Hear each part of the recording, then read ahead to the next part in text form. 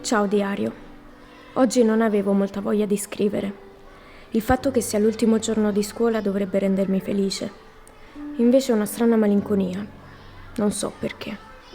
Forse perché in fondo amo le mie giornate tutte uguali, come quei treni che passano sempre alla stessa ora, ma che non puoi fare a meno di guardare. O forse perché fuori di qui il mondo un po' mi fa paura. E a volte mi fa paura anche la mia città. E mi spaventa il mio quartiere. Ho così tanta paura di raccontare tutto quello che vedo intorno a me.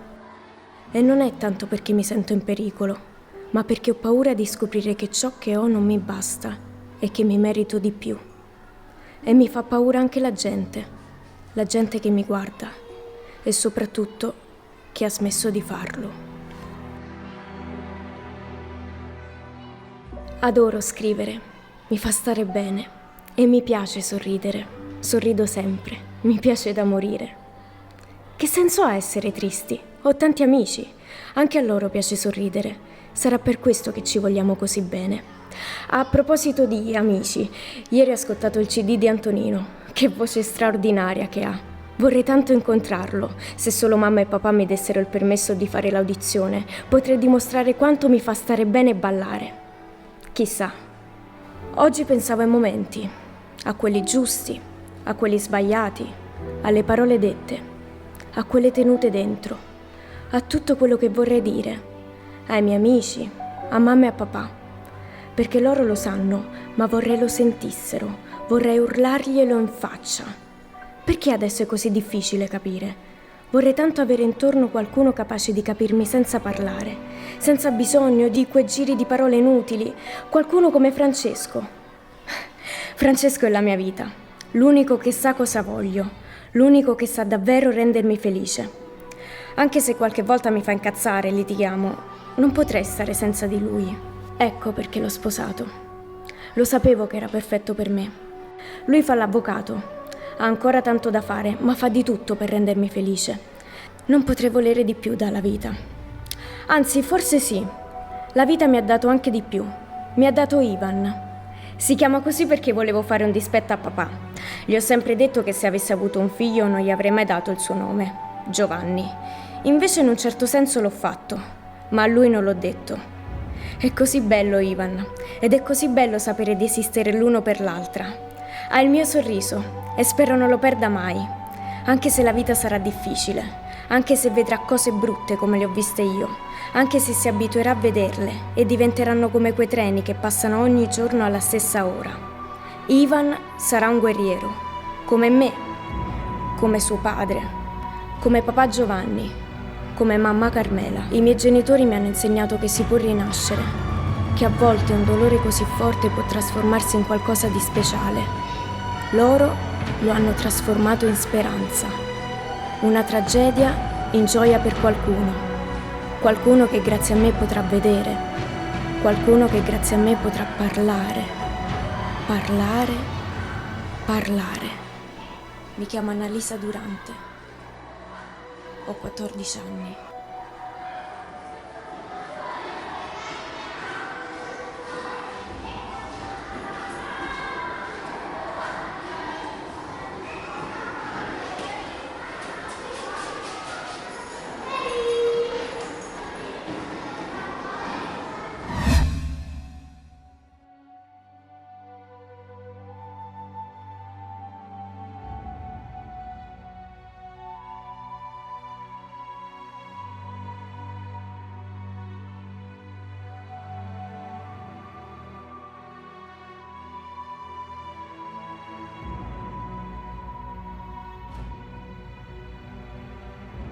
Annalisa Durante fu uccisa a soli 14 anni in uno dei vicoli di Forcella, a via Vicaria Vecchia. Ad ammazzarla fu per errore il 19enne Salvatore Giuliano, che rispose ad un agguato per la supremazia del territorio, per l'onore. Lui, che era il promesso boss, non poteva accettare l'affronto. La pena? 20 anni. Poco. Nulla.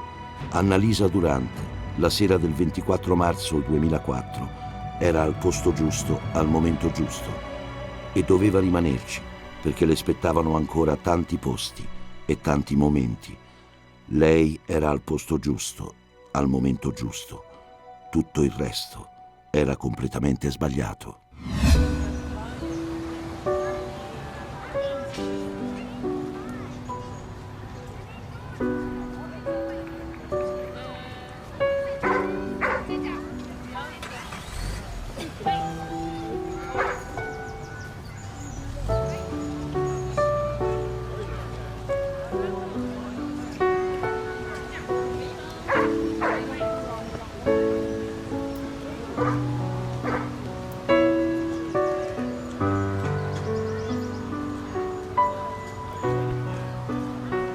Quindi Maurizio,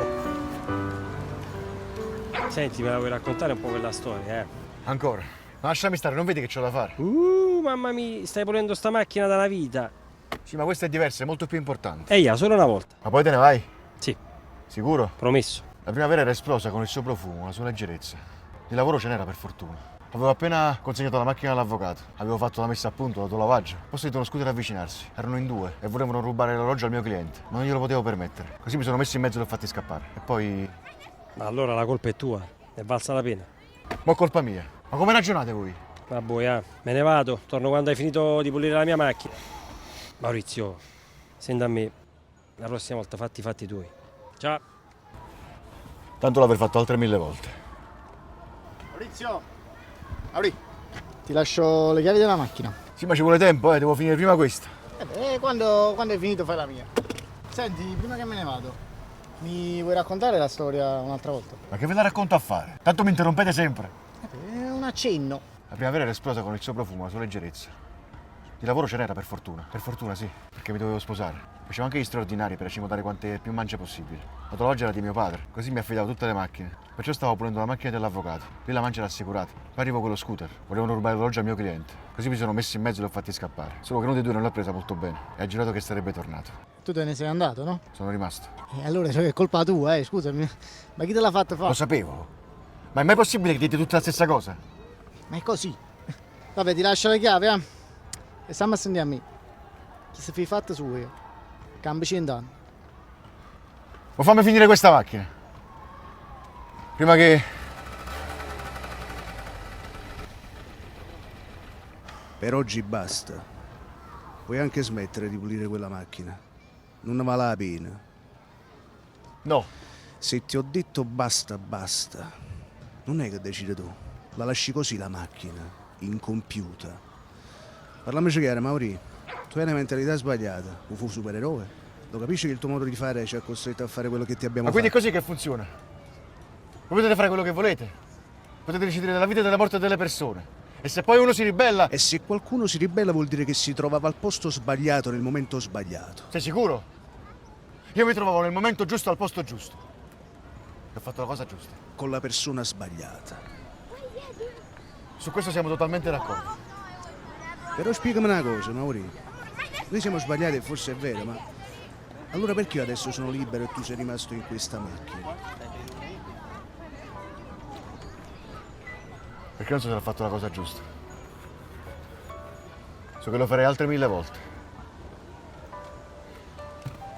Ma ci vuole molto più coraggio guardarsi indietro. Senza rimorsi.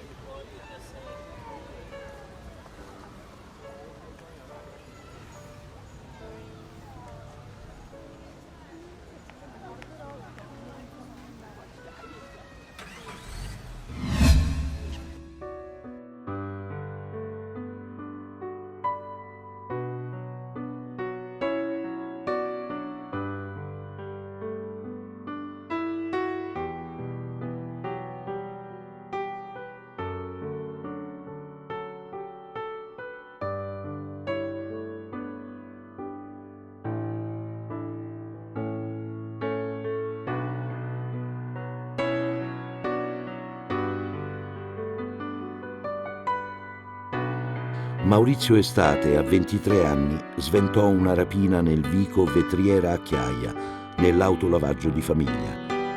Nessuno ebbe il tempo di considerarlo un eroe, però.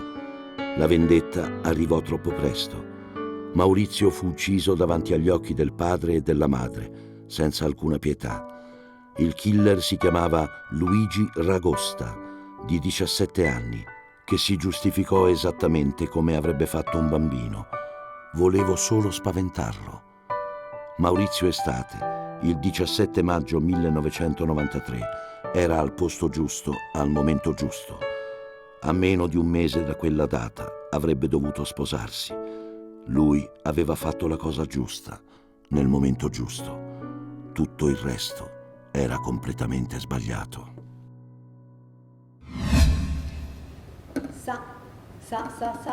Prova, ok. Salve, scusate il ritardo, ma sono stata prima ad un altro dibattito sulla legalità, sull'impegno civile, sull'importanza di non dimenticare, bla bla bla bla. E comunque, anche se non ci fossi andata, se non avessi avuto un impegno prima, io non sarei arrivata puntuale, sarei comunque arrivata in ritardo. Perché è un'abitudine che ho preso ormai da più di 20 anni. Sapete com'è? L'ultima volta che sono arrivata puntuale ad un appuntamento non è che sia andata molto bene. Allora, cominciamo pure. Sì, buongiorno, ci può raccontare come andò quella mattina? Certo. Dunque, quella mattina io stavo andando a prendere, sono uscita di casa per andare a prendere mio figlio Francesco a scuola. Io abitavo a Salitarenella, che però non ho mai capito perché la chiamano tutti Salitarenella. Si poteva chiamare pure discesa Arenella, no? Dipende dai punti di vista. Vabbè. Comunque, stavo tornando mi scusi, però le hanno intitolato una strada, eh? Mi hanno intitolato una strada, e allora? Sì. Quindi dicevo, di ritorno a casa, ero ormai quasi vicino a casa, lo so perché dal punto in cui mi trovavo io riuscivo a vedere mia figlia Alessandra che era affacciata al balcone dove ci aspettava tutti i giorni quando tornavamo da scuola io e Francesco. Appunto, parliamo di sua figlia. Nel 2013 il sindaco di Napoli, Luigi De Magistris, nomina Alessandra assessore comunale alle politiche giovanili, innovazione e creatività. Sì. L'ha nominata assessore, e allora? Mica è una cosa che ha a che fare con quello che era successo a me, è stato talmente tanti anni dopo. Dunque, allora, tornando a casa... E quindi lei sta insistendo sul fatto che lei sia stata una vittima di un agguato di... Camorra! No! Era uno spettacolo pirotecnico, sì, uno spettacolo di rara fattezza. Non ne ho mai visto uno così bello. Pensate, mi ha lasciato senza fiato. Erano due squadre che in pieno giorno si confrontavano, avevano messo in mezzo i migliori arsenali, il migliore personale, per decidere chi doveva vincere quella mattina i festeggiamenti. Certo, a un certo punto la situazione gli è un po' sfuggita di mano, tutti e due si sono resi conto che rispetto alle cose che avevano concordato c'erano delle cose che non quadravano, ma erano dei professionisti seri, per carità, dovevano andare avanti fino in fondo e quindi non hanno seguito più il copione, hanno cominciato a improvvisare, ma qual era la cosa importante? Che loro arrivassero a fare i festeggiamenti fino alla fine, no? Lei vuole dire che proprio lei, cioè solo a lei a Napoli sarebbe successo tutto questo per la prima volta? Sta dicendo che grazie a lei da quel momento la coscienza civile ha preso atto della grande gravità del fenomeno camorristico che non risparmiava nessuno, soprattutto noi innocenti. Mi sembra un tantino presuntuoso, non trova? In fondo se ne parla ancora, però se non erro le è stata dedicata una targa a Piazza Medaglie d'Oro. Hanno anche dato il suo nome ad una fondazione, Ma soprattutto la sua famiglia ha ricevuto un congruo risarcimento per tutto questo, no? Signora Ruotolo, un'ultima domanda. Lei ha dimostrato di essere una donna No. che... Una donna? Io ero una ragazza.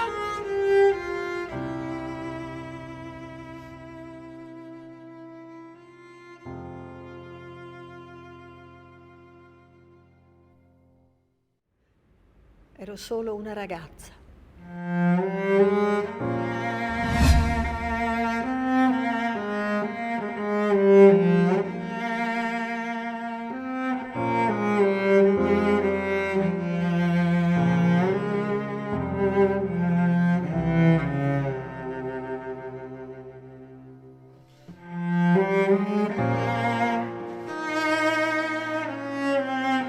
Silvia Ruotolo era una mamma di 39 anni e stava tornando con il figlio di 5 anni a casa. Nello spazio di 3 minuti, 30 colpi di pistola vennero sparati a via Arenella e uno raggiunse Silvia, uccidendola, sotto gli occhi di un bambino che stava scoprendo troppo presto quanto male si può fare nel mondo. Fu uccisa dal killer professionista Rosario Privato, che subito dopo la strage andò a farsi un bagno nel mare di Napoli. Macabro menefreghismo. Silvia Ruotolo, l'11 giugno 1997, era al posto giusto, al momento giusto. Tutto il resto era completamente sbagliato. Eccolo che avanza. Palla al piede. Supera un avversario. Evita il colpo di pistola. Eccolo che avanza. Palla al piede. Supera un avversario. Evita il difensore. C'è solo il portiere che spara.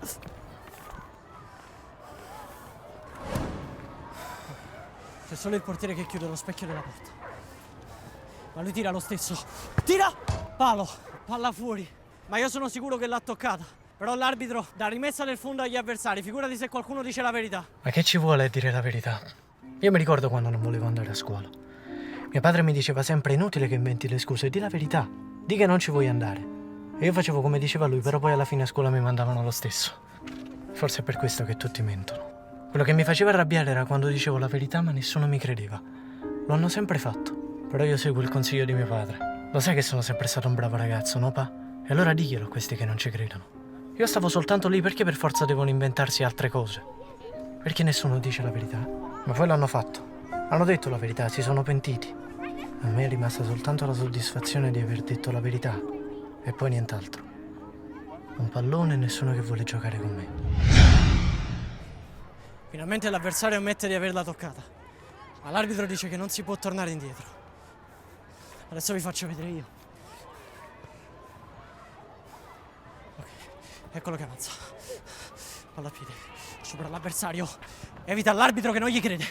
L'avversario che non dice la verità. C'è solo il portiere. Tiro! Gol! Gol! Gol! Dopo tanti anni ho capito perché papà mi ripeteva sempre di non dire bugie.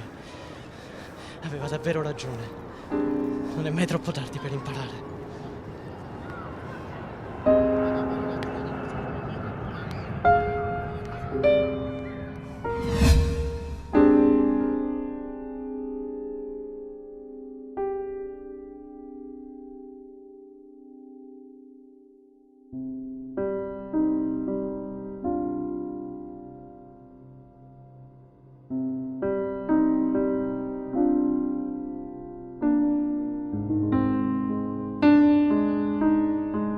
Jenny Cesarano aveva 17 anni quando fu ucciso nel mezzo di una stesa.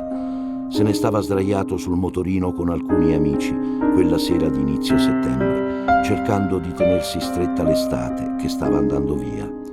Quando partirono i proiettili come schegge impazzite, Jenny non fece in tempo a trovare riparo, non fece in tempo a salutare come si deve la bella stagione. Jenny Cesarano, la notte del 6 settembre 2015, era al posto giusto, al momento giusto. Soprattutto era un ragazzo che non c'entrava niente con la malavita, un ragazzo per bene, un ragazzo giusto. Tutto il resto era completamente sbagliato. Gigi, ma secondo te il momento era sbagliato? Il momento non era quello giusto? Puoi fare chi? Ma che ne so, ogni volta che parlano di noi due dicono sempre che il momento era sbagliato. Forse è il posto. Ma che ne so, forse sarà stato il posto, il momento, forse entrambe le cose, non lo so. Questo almeno è il posto giusto. Ma non mi sembra male come posto, Certo non è la Grecia. La Grecia è un'altra cosa, A me, per una volta che io ti organizziamo una vacanza. È casino che è successo per andare in Grecia. Immagina se avessimo organizzato, che ne so, un viaggio in Brasile, a Cuba, a Santo Domingo, che sarebbe successo? Oh, l'ho sempre detto, troppe vacanze fanno male, anche soltanto a organizzarle. Loro però non vanno mai in vacanza. Loro chi? Loro. Ah, parli di loro? No, loro lavorano sempre. Tutto si può dire di loro tranne che sono degli sfaticati. Ti dirò di più, loro si farebbero ammazzare per il proprio lavoro.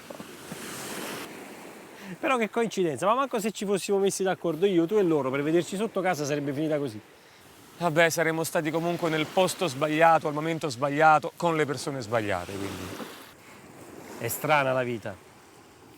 Perché se io e te quella maledetta sera ci fossimo sentiti al telefono invece di vederci sotto casa, forse staremmo in vacanza.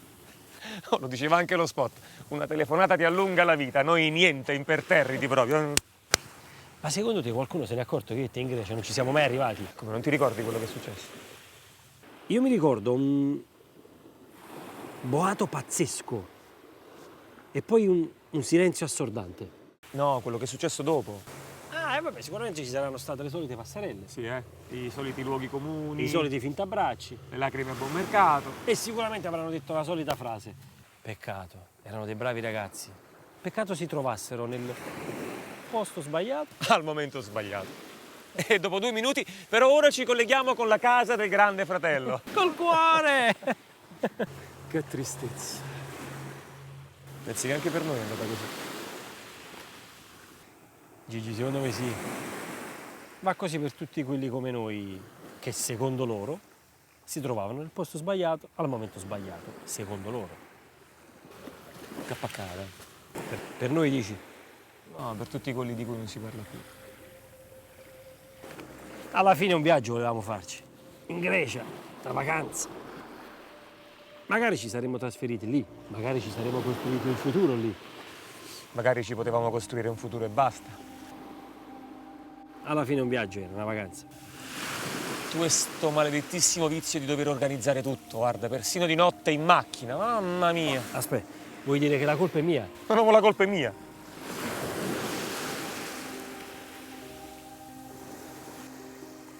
Ti posso fare una domanda? Ancora. Reagisci sempre così. Vabbè, dai, fammi la domanda. Dai. Sì, però mi devi rispondere seriamente. Ci pensi mai al fatto che se io e te quella maledetta sera non ci fossimo visti sotto casa, forse oggi saremmo andati in vacanza? No, non ci voglio pensare, non ci penso più, ho smesso. Se molli pure tu è finito. Non è che voglio mollare, però non siamo stati i primi, non saremo gli ultimi, Ho capito, perché secondo te è normale che 2 amici si incontrano sotto casa e devono rischiare la vita? E sono 18 anni che parliamo sempre delle stesse cose, è cambiato qualcosa? No, no, rassegniamoci. No, non ci rassegniamo, prendiamocela con qualcuno, ok? Con chi ce la vogliamo prendere? Con lo Stato? Con l'opinione pubblica? Con le forze dell'ordine? Anzi no, prendiamocela con gli alieni, con l'universo, con Dio, con chi la vuoi pigliare? Ma tu non ci pensi mai alle nostre famiglie? Certo che ci penso. Ci penso e come? Francamente non riesco neanche a capire come facciano a trovare le motivazioni per andare avanti. Invece devono andare avanti, non devono mollare. Almeno loro non devono mollare. Spesso ci penso, no? Vorrei incontrarli un minuto per dirgli di andare avanti. Di andare fino in fondo questa volta e di far uscire tutti allo scoperto, Gigi. Così finalmente saremo nell'unico posto giusto. Gigi, ma qual è sto posto giusto? Nella mente, nei ricordi di tutti. Ora, per sempre.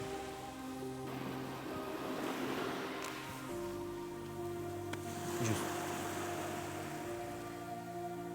Vabbè, Paolo, noi dobbiamo andare, Eh sì. Gigi, domani sveglia all'alba. Adesso possiamo andare in Grecia.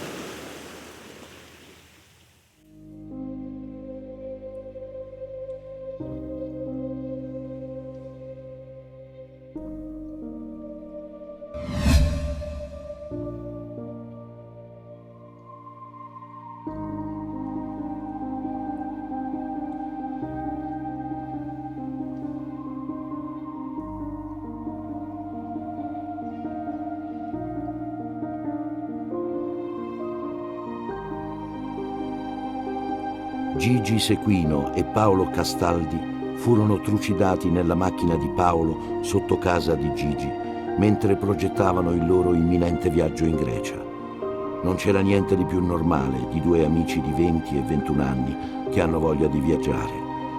Per il comando del clan Pesce Marfella, invece, c'era qualcosa di anormale. Confusero i 2 ragazzi con 2 tirapiedi del clan rivale dei Lago e li ammazzarono.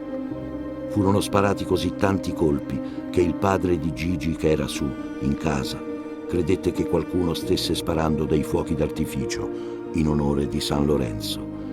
Gigi e Paolo, la sera del 10 agosto del 2000, erano al posto giusto, al momento giusto.